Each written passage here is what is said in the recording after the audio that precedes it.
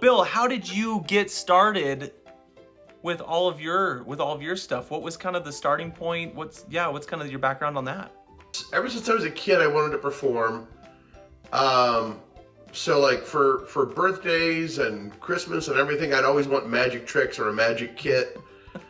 Because I would want to do, my parents would they'd have dinner guests over, and then they'd ask, I would ask, can I do some magic? Yes, okay, Bill, come over here and do some magic tricks. So I'd do a couple of magic tricks. I would do impressions. I would do impressions of people I had never seen before, but people I had seen, Rich Little. I was like, man, people laugh at him because he does these people's voices. I'm going to learn how to do those voices and make people laugh. Yeah. So I would do my impression of Rich Little doing impressions of other people. Oh, okay. And so I knew that's what I wanted to do. So I was in plays in high school and college. I went to the Second City in Chicago and studied at Second City. My first teacher was Stephen Colbert. And that's how I started doing comedy professionally. I went to the Second City, and it was my goal to get on one of the stages there. And then my first union job was a corporate gig for McDonald's, like a corporate video and industrial. Yeah. But then my first really big TV show was the Dana Carvey show. So did you get that through Steven then? No, we did wind up working together, but but at that point, Steven had already moved out of Second City. He had done Exit 57 with Amy Sedaris and Mitch Rouse, and so I wasn't in contact with him anymore. Steve Carell, I think he had left the main stage. Oh, okay. And I think he was trying to figure out what his next step was. And I was touring with the Second City Touring Company. Oh, okay. And I had already auditioned for Saturday Night Live. And Robert Smigel had seen my Saturday Night Live audition, and he saw me do my impression of Jackie Gleason taking a difficult crap. And Lorne Michaels hated it. But no! Robert Smigel loved it, and he loved it because also Lorne hated it. If anybody wants to take an improv class with me, go to the link in my bio and let me know that you're interested in taking improv classes. But Shaner Entertainment just asked, were you in The Ringer? Yes, I played Thomas in the movie The Ringer. So good. So my thing would be, if you're looking to be in that sort of a sitcom, 3-camera, live audience, then definitely go to a place like Second City, Groundlings, UCB. Someplace where you can get live comedy performance that isn't stand-up. Yeah. Stand-up skills transfer, but much more for a writer. But for a performer, you need to figure out how to set somebody up, how to pay off. Yeah. And so that would be the advice that I have, because if you're working there are situation comedies that are half hour, like The Good Place and The Office, all of those that are single camera, in other words, shot like a film.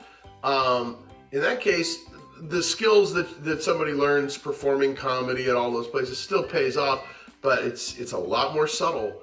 So they need to start working on TikTok or working on a screen, so they're used to seeing how small they need to play it.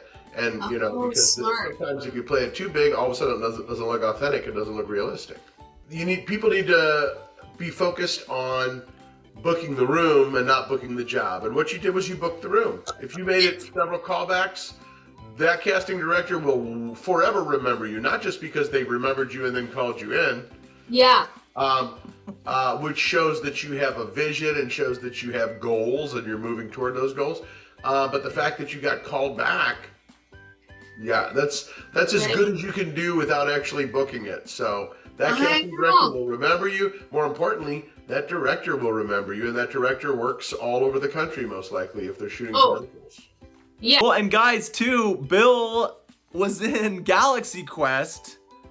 The greatest movie ever. Bonnie and I were just talking about... Hammer, by the Sons of Warvan, I shall avenge you. I've been kind of branching out. I wanted to do more dramatic stuff. Yeah. I've done comedy roles. I've done a lot of comedy guest stars. So I'd like to, if I do more comedy, I want it to be a leading role.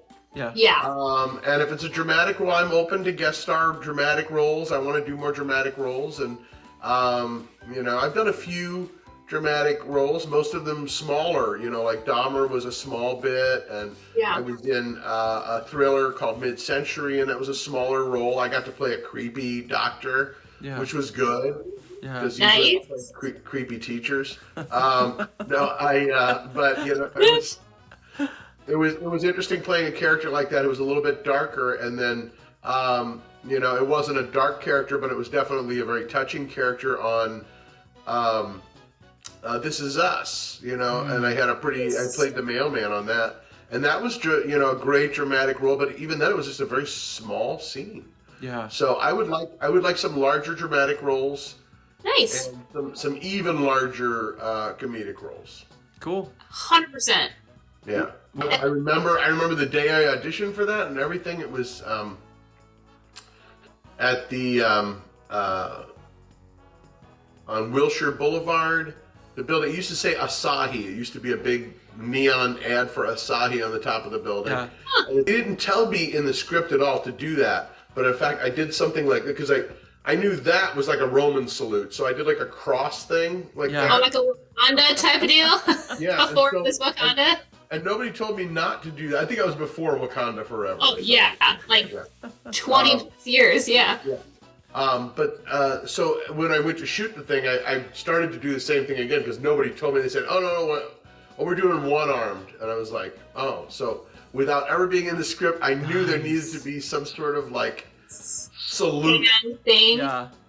assigned to the line, and also what I didn't know is that when they gave me the line to read was that was like a bastardization of the line as it's supposed to be read, which is "You shall be avenged" instead of "I shall avenge you."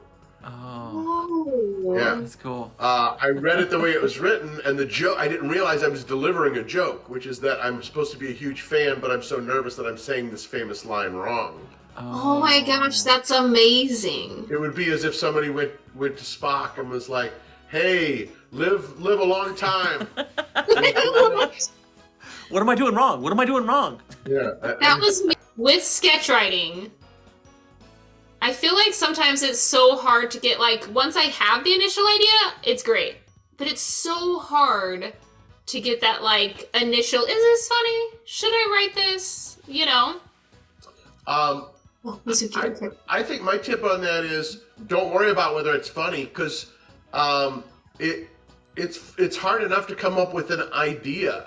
Yeah. And like at Saturday Night Live, when they do their first pitch meeting, they're throwing out joke ideas. And I don't mean ideas for jokes. I mean ideas that they think aren't going to land. Yeah.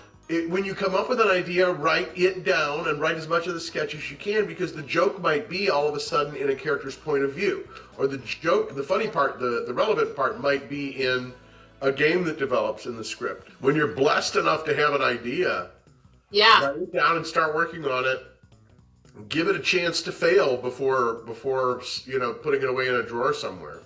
Don't ever doubt an idea, because that's what kept me from writing as much, and I'm in the Writers Guild of America East from when I was a writer on Dana Carvey, and I never spent a lot of time writing after that because I had already had doors open to me that some people need to open for themselves by writing for themselves.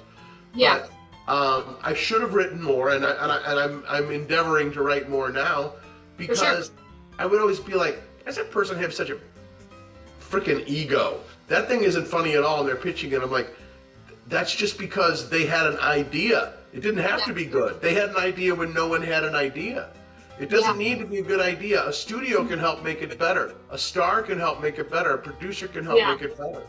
So, I need to get out there and start failing again. That's my goal in the new year. Fail harder. Thank you. I like that. Some people are worried about, that'll burn it for me, or somebody else will steal my idea. Yeah. They can't steal it.